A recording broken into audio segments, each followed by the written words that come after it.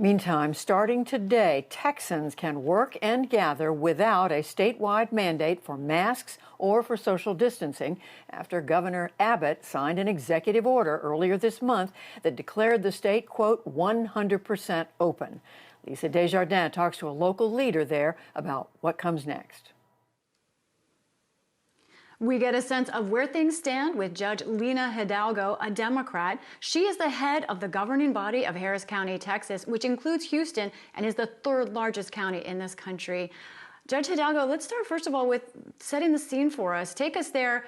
Are people wearing masks for the most part or no? And do you think it's safe to, in fact, lift the mask mandate now in Texas?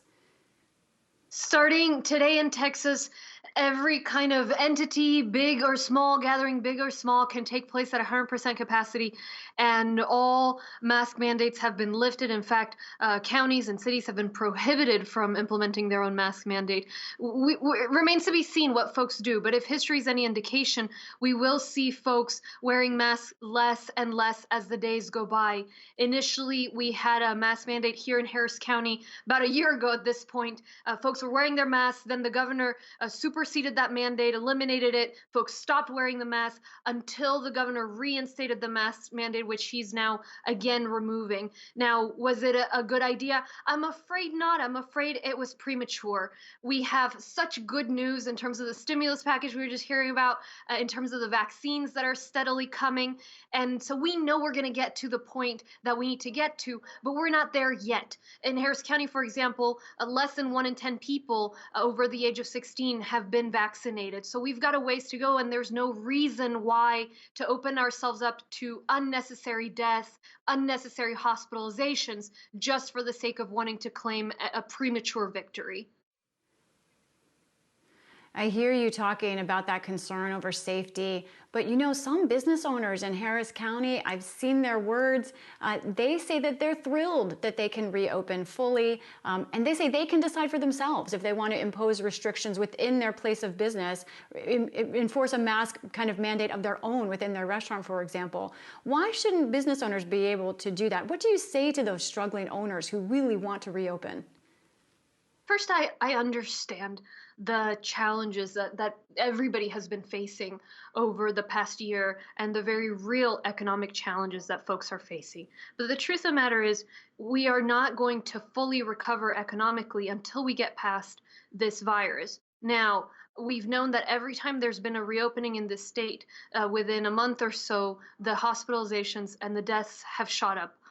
We don't need to lose more people knowing that the end is in sight.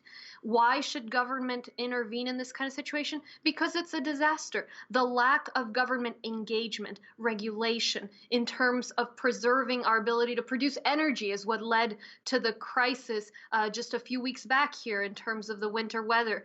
Now, again, with COVID, during a disaster is specifically the time when individuals alone, private businesses alone, can't possibly take care of the entire community. That is when government needs to step in. I know that you spent time with President Biden in the past few weeks when he visited, and a bill now moving to his desk is the American Rescue Plan. Inside that bill is $900 million just for Harris County alone, more for the city of Houston as well. That's almost a third of your annual budget.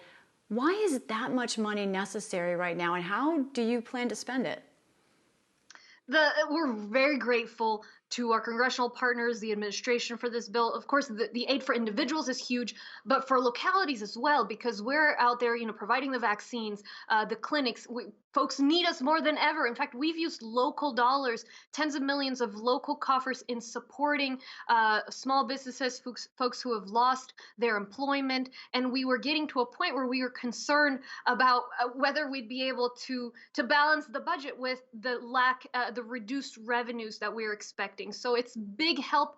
And look, we're going to continue, as we did with the past set of federal dollars, to give that straight to these ailing businesses, these folks who frankly have been on the front lines. I mean, you talk about the business leaders who are saying, 100% no mask, but we've got a lot of people who are actually still maintaining the mask order and the capacity limitations to protect the community. Very briefly, though, in this last 30 seconds, you were able to make your budget. You did have a balanced budget in the last year, and in fact, just a little bit more revenue that you have to spend this year. But why should the federal government, Republicans are asking, be sending money to counties like yours, which don't have a budget problem?